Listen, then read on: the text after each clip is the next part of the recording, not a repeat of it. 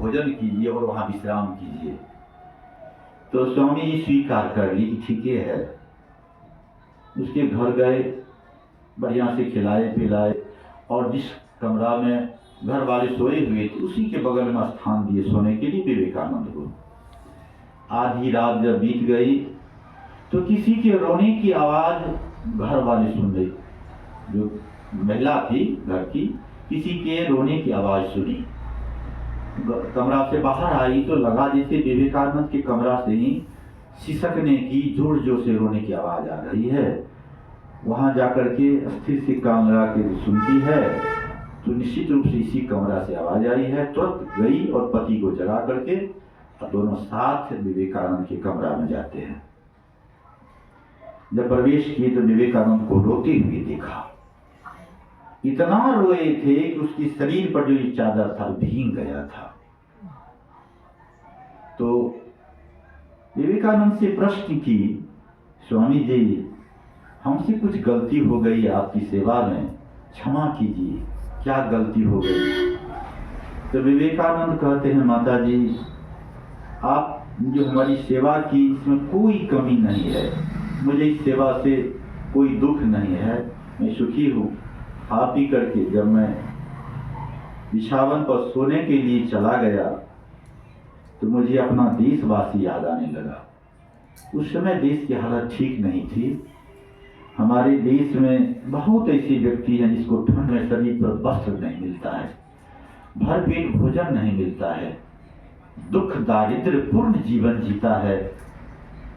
उनका जीवन मुझे याद आने लगा कि उसी देश का मैं हूँ। मैं यहाँ खा करके आराम से सो रहा हूँ और मेरा देशवासी दुख में रो रहा है, इसीलिए मेरा मन दुखी हो गया और मैं रोने लगा। इसमें आपकी व्यवस्था, इसमें कुछ नहीं। भारत के प्रति कितनी श्रद्धा थी विवेकानंद को, और वहां घूम घूम करके विवेकानंद का ये ख्याल था कि हम अपना ज्ञान प्रचार यहाँ करें। उन लोगों से कहा करते थे कि भारत से तुम आध्यात्मिक ज्ञान लो और तुम्हारे पास भौतिक संपदा है, भौतिक संपत्ति में सुख नहीं है, शांति नहीं मिलेगी, तुम आदान प्रदान करो, भारत को दो और भारत से आध्यात्मिक ज्ञान लो। यही इनका मुख्य रूप से विचार था कि हम भारत को धनी बना दे। वहां से जब लौट करके आए महापुरुष, इनके विचार को देखिए।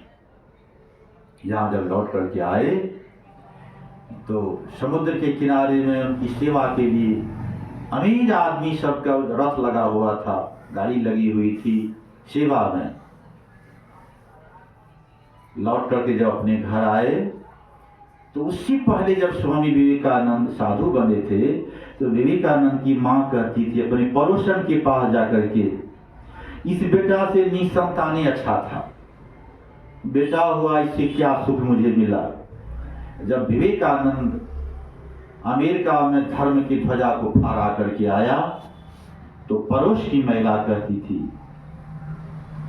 किससे? विवेकानंद की मां से, काश मेरा बेटा भी ऐसा होता है। और कोई महापुरुष था ना, भारत का संतान था, भारत की संपत्ति। विवेकानंद भारत की संपत्ति थे। संपत्ति का मतलब धनी नहीं होता है, पैसा ही नहीं होता है, मकान दुकान ही नहीं होता है। व्यक्ति भी देश की संपत्ति होती है, धन संपत्ति भी संपत्ति है, विद्या भी आपकी संपत्ति है, भक्ति भी आपकी संपत्ति है। इतनी सारी संपत्ति से हमारा देश परिपूर्ण है और यह संपत्ति विदेशों को नहीं है। इसलिए वहां के लोग चाहते हैं अभी भी। देखिए कुछ दिन पहले यहाँ एक महिला आई थी अमेरिका से, यहाँ कुपा घाट आई थी, यहाँ से दीक्षा लेकर के गई है। तो कुछ ही दिन पहले, 4-6 महीना पहले की बात है। तो गुरु महाराज हमारे इतने महान थे, ये तो कई युग के बाद आए हैं ऐसे पुरुष। इससे पहले कहाँ थे? हम लोगों के बहुत बड़ा भाग्य है हम लोगों का कि हम लोगों से पहले आ गए। इसमें हम लोगों की कमी है, आलसपना है, या हम लोग ऐसे महापुरुष को उस समय नहीं पहचान पाए। धीरे धीरे पहचाने।